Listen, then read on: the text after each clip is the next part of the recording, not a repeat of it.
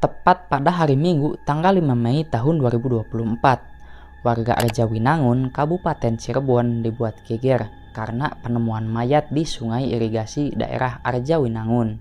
Penemuan bermula saat anak-anak sedang bermain pada sore hari. Yang tidak lama dari dekat anak-anak bermain, mereka melihat ada sebuah karung yang tersangkut di sebuah akar pepohonan yang menjalar ke tepian sungai. Awalnya anak-anak mengira jika itu adalah patung besar yang terbawa arus. Dan untuk membuka rasa penasaran, mereka mengojok-ojok karung itu sampai terlepas. Tanpa disangka-sangka, ternyata itu bukan patung, melainkan mayat wanita yang hanya menggunakan bra merah muda. Sontak penemuan itu membuat warga di sana berkumpul dan segera melapor ke pihak berwajib. Nah, bagaimana kronologi kriminalnya? Dan inilah cerita kriminalnya. Indah Fitriani, seorang gadis cantik kelahiran tahun 2002, asal Cirebon yang bekerja di Majalengka. Indah dikenal sebagai gadis yang cerdas dan mandiri. Bahkan setelah lulus SMK pun dirinya mendapatkan beasiswa untuk melanjutkan pendidikannya di perguruan tinggi. Karena gadis itu tidak ingin memberatkan orang tuanya, akhirnya Indah memilih bekerja sambil kuliah. Dan Indah bekerja di pabrik Nawati di daerah Majalengka. Karena jarak rumah Indah ke tempat kerjanya cukup jauh, Indah ngekos di tempat yang dekat dengan tempat kerjanya. Nah, pengakuan dari keluarganya, si Indah ini tidak pernah membawa motor. Jika dia pulang ke rumahnya dan akan pergi untuk bekerja, salah satu keluarganya yang mengantarnya dari Cirebon ke Majalengka. Dan saat pulang pun kadang-kadang Indah dijemput dan bahkan ada temannya yang mengantarnya pulang. Sebelum menghilang, Indah sempat membuat status screenshot chatting dengan atasan di tempatnya bekerja. Dalam chattingannya itu, Indah meminta izin untuk tidak masuk kerja karena penyakit lambungnya yang sedang kambuh. Dan atasannya juga memberikan izin untuk libur sampai dirinya sembuh. Itu adalah status terakhir Indah, karena setelah itu Indah sulit dihubungi dan menghilang tanpa kabar. Dan Solihah yang merupakan keluarga korban mengungkapkan jika dirinya terakhir berkomunikasi dengan Indah pada hari Kamis tanggal 2 Mei. 2 hari berselang, tepatnya tanggal 4 Mei, Solihah kembali menghubungi Indah, tapi nomornya sudah tidak aktif selama seharian. Dan karena hal itu, Solihah merasa ada hal yang tidak wajar. Menunggu balasan Indah dari pagi sampai malam dan bahkan sampai pagi lagi. Solihah memutuskan untuk nyamperin Indah ke kosannya pada tanggal 3 Mei siang. Sesampainya di Majalengka, Indah sudah tidak ada di sana. Karena cemas, akhirnya Solihah memutuskan untuk lapor ke RT setempat. Dan keesokan harinya, Solihah mendapat kabar dari kakaknya yang merantau di luar kota tentang penemuan mayat yang ciri-cirinya sangat mirip dengan Indah.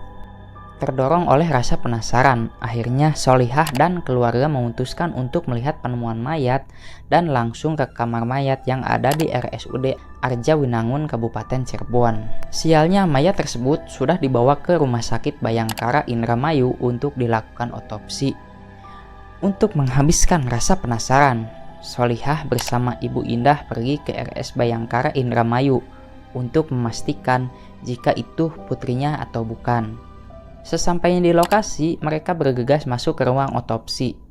Ternyata benar, mayat yang dicurigai itu adalah Indah, gadis cantik yang selama ini menjadi kebanggaan keluarga. Setelah dipastikan itu Indah, mereka akhirnya membawa mayatnya untuk dikebumikan di TPU Desa Pengangguran Wetan. Beberapa hari berlalu, keluarga Indah masih merasa terpukul dan masih tidak percaya atas insiden yang terjadi. Solihah sebagai bibi korban juga masih tidak menyangka jika keponakannya itu harus meregang nyawa dengan tragis. Solihah juga mengungkapkan jika ada barang milik Indah yang hilang mulai dari handphone, laptop, bahkan KTP. Selain itu, Solihah juga tak habis pikir siapa yang mencuri barang-barang milik korban dan bahkan tega sampai menghabisi nyawanya.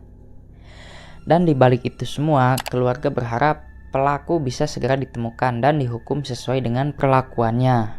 Sementara itu, Kasat Reskrim Polres Kota Cirebon, Kompol Haryo Prasetyo Seno, menyatakan jika kasus ini masih dalam tahap penyelidikan. Kompol Haryo juga mengindikasikan jika Indah adalah korban tindak pidana. karena hal itu dilihat saat korban pertama kali ditemukan. Tetapi Kompol Haryo belum bisa memastikan jika pelaku adalah orang dekat atau pelaku kejahatan. Dan Kompol Haryo mengerahkan pasukan polisi untuk menggali informasi dari teman dekat korban. Yang pertama, polisi mendatangi Nunung selaku pemilik kos yang mengaku jika dia pernah menghubungi Indah pada saat 1 hari sebelum ada berita tentang penemuan mayat wanita. Atas pengakuannya, Nunung menanyakan kabarnya saat dirinya melihat status Indah yang menggambarkan jika Indah sedang sakit. Dan sekitar pukul 7 malam, Nunung juga sempat menghampiri Indah ke kamar kosnya. Di dalam kamar, terlihat Indah sedang tiduran dan mengaku jika dirinya sedang menunggu jemputan mau pulang untuk berobat. Dan tak lama kemudian, ada seorang laki-laki yang menjemputnya. Di sana Nunung masih berpikiran positif jika Indah akan diantar ke rumahnya dan lelaki itu adalah teman dekatnya Indah. Akan tetapi setelah ada berita penemuan mayat Indah, Nunung meyakini jika pelakunya adalah laki-laki yang malam itu menjemput Indah ke kosannya. Setelah melakukan penyelidikan selama beberapa hari, pada tanggal 10 Mei tahun 2024, akhirnya polisi menemukan 2 pria yang ditetapkan sebagai tersangka. Mereka adalah Chandra yang berusia 23 tahun dan Pahmi yang berusia 20 tahun. Pahmi dan Chandra diketahui adalah warga Susukan Kabupaten Cirebon. Kompol Haryo mengungkapkan jika kedua pelaku ditangkap di lokasi yang berbeda, yaitu di Indramayu dan di kota Cirebon. Setelah berhasil menangkap pelaku, polisi menyita ponsel milik pelaku untuk menggali informasi lebih dalam dari ponselnya. Dan dari penyelidikan tersebut, polisi menemukan jika Chandra telah mengirim banyak pesan ke banyak wanita di aplikasi media sosial. Dan salah satu wanita yang diajak berkenalan adalah Indah, dan mereka juga telah berkenalan sejak 5 bulan yang lalu.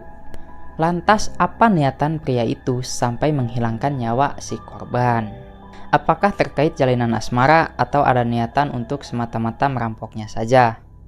Dan tidak lama kemudian polisi menemukan fakta baru jika Chandra memiliki catatan kriminal yang cukup berat dan masih dalam pengawasan kepolisian. Pria ini adalah mantan narapidana atas kasus pencabulan dan baru saja keluar dari penjara selama 1 tahun. Dan sayangnya Indah tidak mengetahui hal itu dan kurang berhati-hati dalam menggunakan sosial media. Seiring berjalannya waktu, pertemanan Indah dan Chandra semakin dekat, sampai akhirnya Indah mengiyakan tawaran Chandra untuk bertemu secara langsung. Di sana Chandra mengaku jika di rumahnya memiliki jaringan wifi, dan secara kebetulan Indah mempunyai tugas yang banyak dan memerlukan jaringan internet. Karena mendesak, Indah akhirnya pergi bersama Chandra dengan alasan akan mengerjakan tugas. Penjemputan pun akhirnya terjadi. Chandra menjemput Indah, dan sebelum ke rumahnya, Indah dan Chandra makan dulu di sebuah warung makan.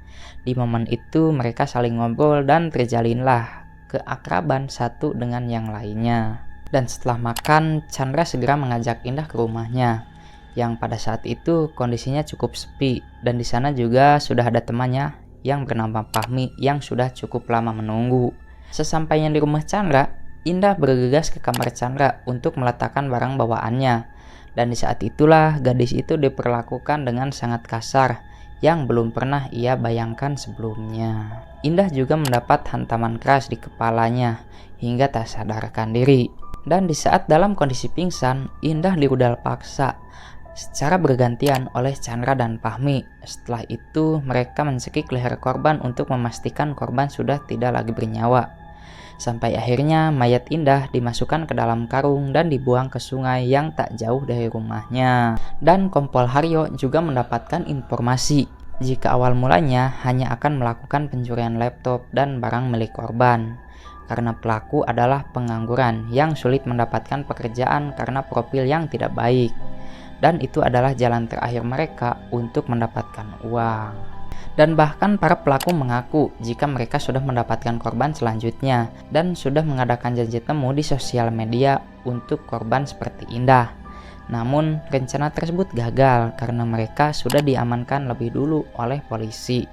Berdasarkan pengakuan tersebut, petugas pun bergegas ke rumah pelaku untuk mencari barang bukti untuk dibawa ke pengadilan. Mereka pun berhasil menemukan balok kayu yang digunakan untuk memukul korban. Selain itu, ada pakaian, laptop, dan sepeda motor milik Chandra untuk menjemput korbannya. Dan akibat perbuatannya tersebut, Chandra dan Fahmi dijerat dengan pasal berlapis. Di antaranya, pasal 340 Junto, 338 KUHP, 236 KUHP, 365 KUHP dengan ancaman minimal 20 tahun penjara. Dan sampai saat ini mereka masih mendekam di balik jeruji besi dan menunggu tahapan selanjutnya.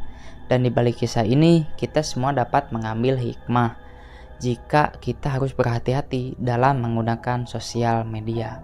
Dan itu adalah cerita kriminal atas penemuan mayat di Arjawinangun, Kabupaten Cirebon.